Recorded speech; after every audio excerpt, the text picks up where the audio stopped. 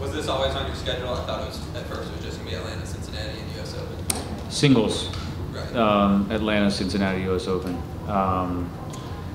I had added this for Tennis Channel to try that out for the week, and thought it would be a good idea if I was here just to play some doubles as well.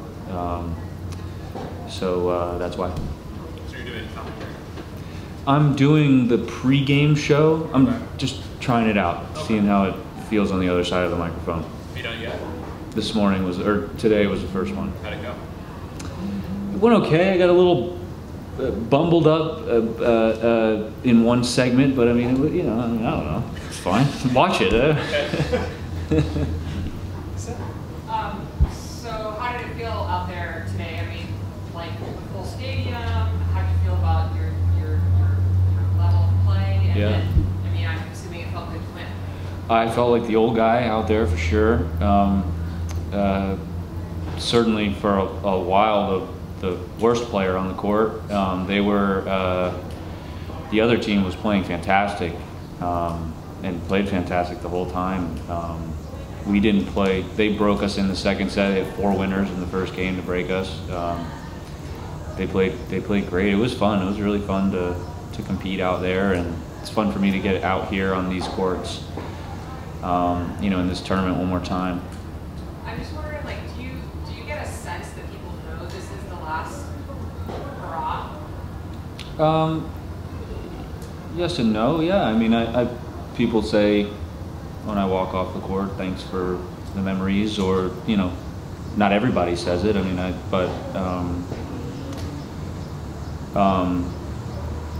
most people, I get the feeling most people, to answer your question, but certainly not everyone.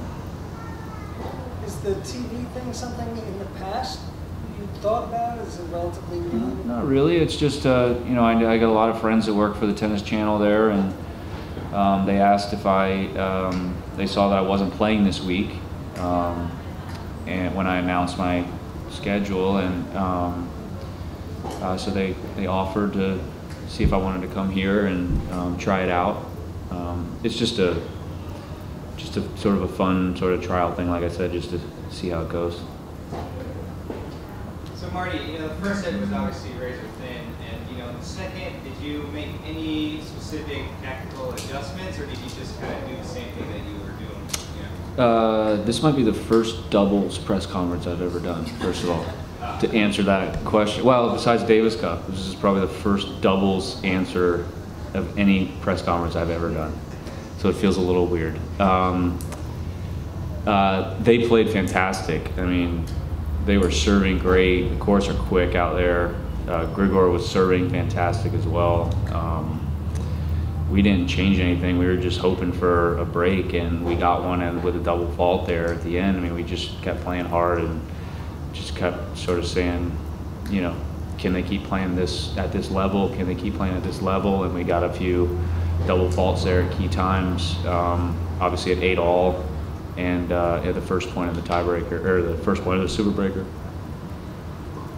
Does it feel easier being on court now with the finish line in sight? Yeah, it does. Yeah, it's nice to.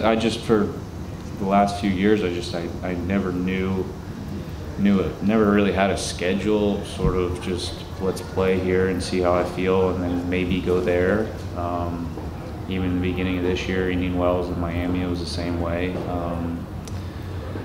So it's not. Yeah, I mean that helps me. I think it helps me in the back of my mind know that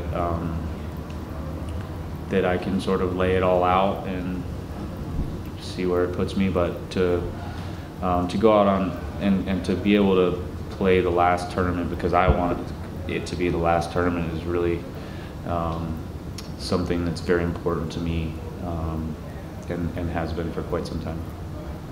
A little bit to see you with the tennis column. A few years ago, you had a bit of a dust-up with your partner back in Perth. Mm-hmm. And dust-ups with a lot of people. Yeah, but obviously it's all water under the bridge. No, we still hate each other. No, it's yeah, no, it's we've I'd like to think we've both matured, but yeah, that was my finest moment. But but he's a great kid. I was a fan of his then. I'm still a fan of his now, and happy to help him out whenever he needs, and whenever thankful that he's playing with me. He's a great player. He's got a huge future for sure. How did it come about that you guys got together to play doubles? I texted him and said, "Do you want to play doubles?" No, it took some convincing. This time. We played in Indian Wells. The 2 times I played doubles this year, we played together, minus last week, and we lost in the first round, but we had a lot of fun. So it took some convincing from me to try to get him to partner up with me, but I try to pick my partner as well. I'm wondering if any players have sort of reached out to you in the locker room and stuff about some of your off-court struggles, or shared their own with you, or whether Yeah. you feel like that's something that people are hesitant to bring up because it feels like kind of a boundary transgression, and maybe even though you've spoken about it to media, maybe you'd rather be private? I'm very open about it. Not everybody is. Lots of people deal with mental illness and suffer from mental illness. Everyone's different. I feel like when I talk about it, it makes me feel better about it. I have spoken to a few players on the men's and the women's side about it, about their struggles, and am willing to talk to whoever wants to talk about it, and spoke last week about not a player but someone who worked for the tournament, just about what he or she was going through at the time, and a lot of people are very private with it because it's not a very macho thing to admit, and it's obviously something that's opened my eyes to a whole different world of issues and problems and that people have, that millions and millions of Americans have and suffer from, and I'm just trying to bring awareness to it and help out in any way that I can.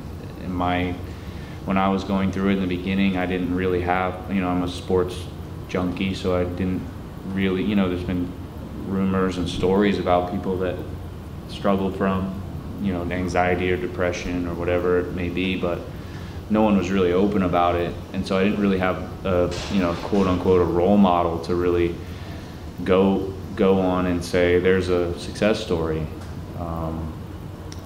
So if I can help one person, one athlete, one whoever, just get through it easier, I'm happy to do that. I'm just curious, like in addition to whatever your personal, treatment and stuff like that, have you, like, I know you partnered with Athlete Ally in some ways, like have you partnered with any groups, like No. Change Your Mind or something like that? I haven't really been approached. It hasn't really come up yet.